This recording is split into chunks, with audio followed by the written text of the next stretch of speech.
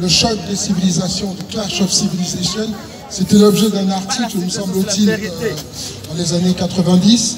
Et après, ça a donné un livre qu'on trouve encore aujourd'hui, où on nous explique aujourd'hui que eh bien, les musulmans et les chrétiens ou les non-musulmans ont vocation à se taper dessus, voire nous faire entrer dans un scénario de guerre civile. Or, personne ne veut de cette guerre civile pour la simple bonne raison qu'en réalité, c'est la guerre du tous contre tous, de tous contre tous, et personne ne se reconnaît là-dedans. C'est-à-dire que même si vous avez un ami de 30 ans dans une guerre civile, il vous trahit, il tue votre femme et vos enfants pour pouvoir survivre. C'est ça la guerre civile.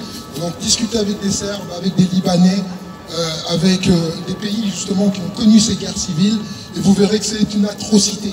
Donc quand on a aujourd'hui des gens comme Éric Zemmour qui tiennent un discours de division dans lequel justement ils visent à segmenter une partie de la population contre une autre, justement en expliquant que le déclin français viendrait d'une catégorie de personnes, on est dans une erreur totale, on est dans une hérésie politique. Donc la réalité de tout ça, c'est qu'il faut remonter à qui est bien sûr le donneur d'ordre au début, je ne sais pas, ça crachote derrière, je ne sais pas pourquoi, qui a voulu d'abord une immigration pléthorique, ça c'est des vraies questions politiques, des questions de fond, des questions géopolitiques, de stratégie aussi.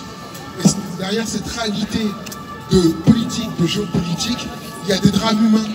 Donc on ne peut pas aujourd'hui dire on a fait venir une catégorie de la population qui vient du Maghreb, ou d'Afrique, ou d'ailleurs, et après la désigner 30 ans ou 40 ans plus tard comme bouc émissaire. Ça, ah bon, ben je comprends pas, d'accord, ok. Donc c'est ça qui, c'était le haut du micro. Haut micro, et non pas haut micro. Donc en vérité, cette alliance, elle vise à réconcilier les personnes et à faire qu'elles discutent entre elles pour désamorcer, pour sortir des clivages, parce qu'on a une élite qui joue systématiquement dans le clivage. L'homme contre la femme, l'hétérosexuel contre l'homosexuel, le juif contre le français, l'arabe contre le noir, etc. etc. Et le peuple contre la police aussi d'ailleurs. Et en réalité, il ne faut absolument pas rentrer dans ces clivages, parce que c'est nous qui serons perdants, et derrière, ces gens-là veulent instaurer une loi martiale.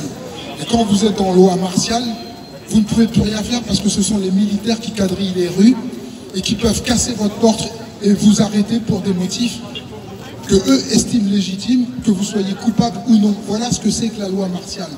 Donc, évidemment, il faut sortir du niveau Macron.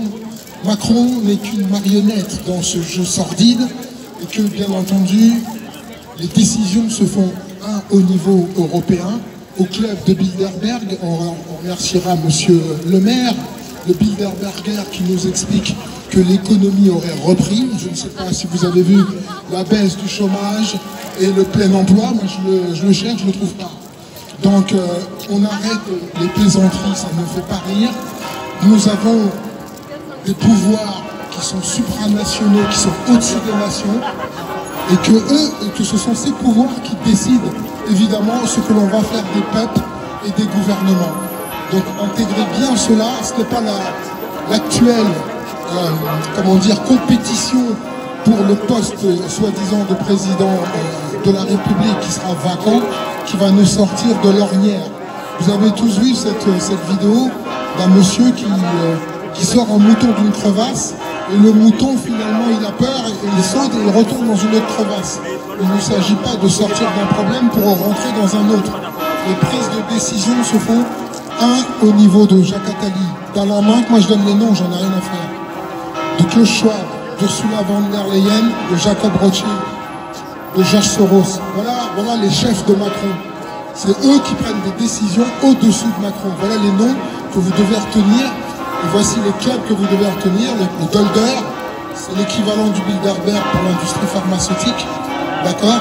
C'est là où Macron reçoit les PDG de Sanofi, Pfizer, GlaxoSmithKline, vous les connaissez tous, vous avez sur YouTube, vous tapez tout ça.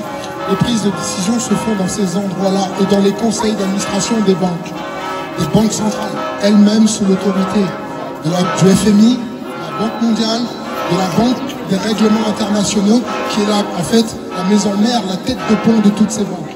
Donc à partir du moment où les banquiers ont le contrôle des nations par la dette, les peuples souffrent. Voilà.